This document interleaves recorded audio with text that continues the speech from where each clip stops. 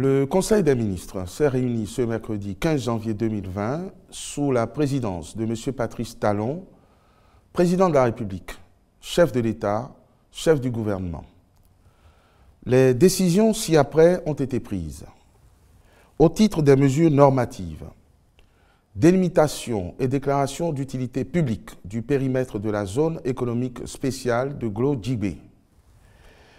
Les communes d'Abomey-Calavi, de Tori-Bocito et de Zé constituent un pôle de concentration de projets phares du programme d'action du gouvernement. En vue de soutenir la dynamique ainsi amorcée, un nouveau fonds de terre d'environ 10 000 hectares situé entre les trois localités a été identifié pour servir de zone économique spéciale.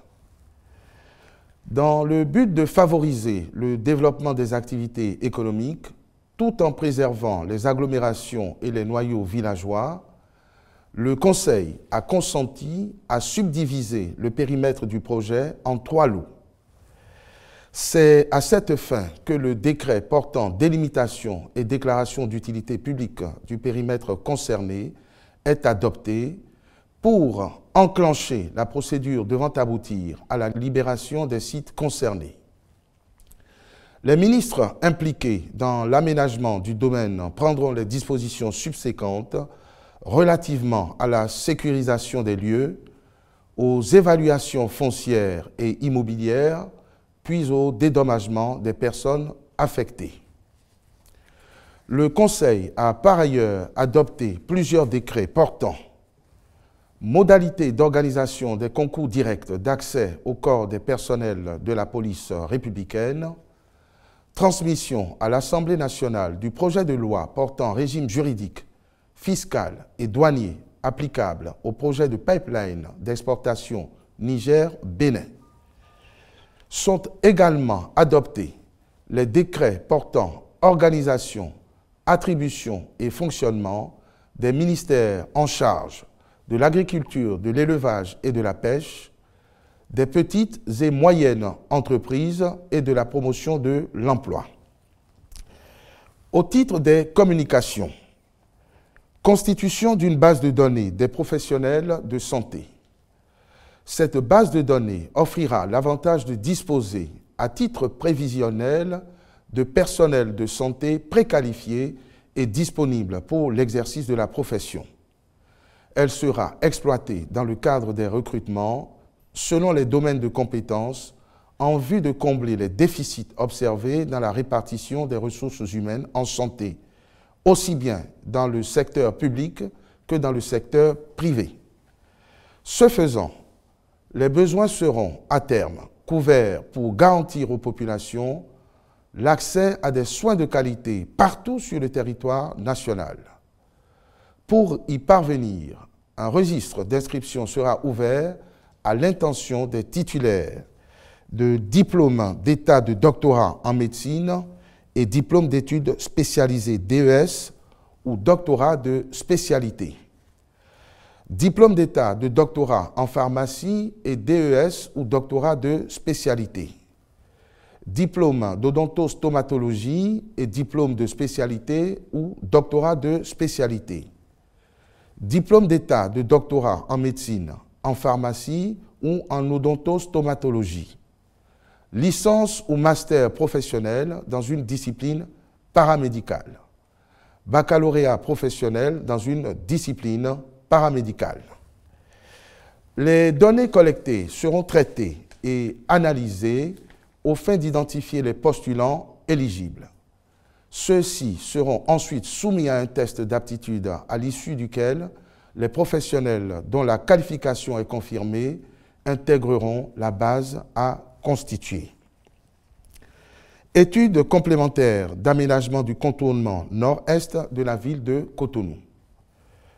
Le gouvernement a décidé de redéfinir le tracé de cet important ouvrage afin de tenir compte de la nouvelle configuration de sa réalisation et d'éviter au maximum la démolition des habitations situées dans l'emprise initialement définie.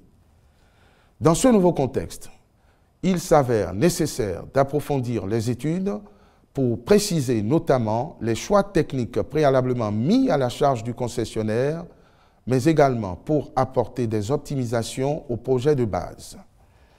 Le consultant Aegis International, ayant initialement réalisé les études d'aménagement du contournement nord-est et des berges de la lagune de Cotonou, il est apparu pertinent de lui confier les présentes études complémentaires.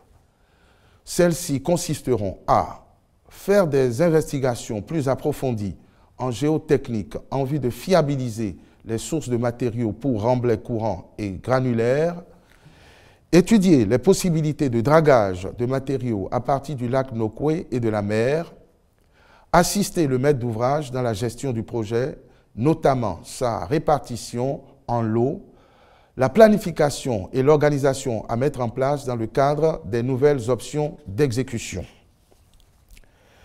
Rapport final de la mission d'administration provisoire de la Chambre de commerce et d'industrie du Bénin, CCIB.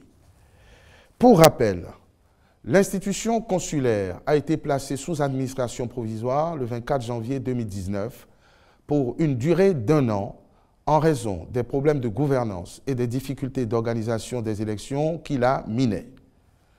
Au terme du présent compte rendu, il apparaît que les tâches assignées à la mission d'administration provisoire ont toutes été exécutées dans les délais prévus.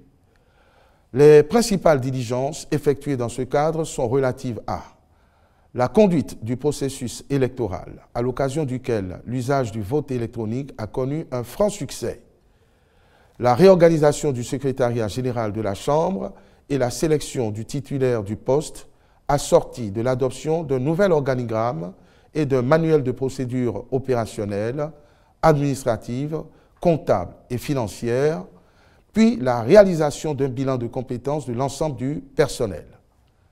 La gestion des affaires courantes, notamment la conclusion et la mise en œuvre de diverses alliances ou conventions de partenariat, la mise en place d'un nouveau système d'information pour mieux organiser et documenter la gestion des services d'appui aux entreprises.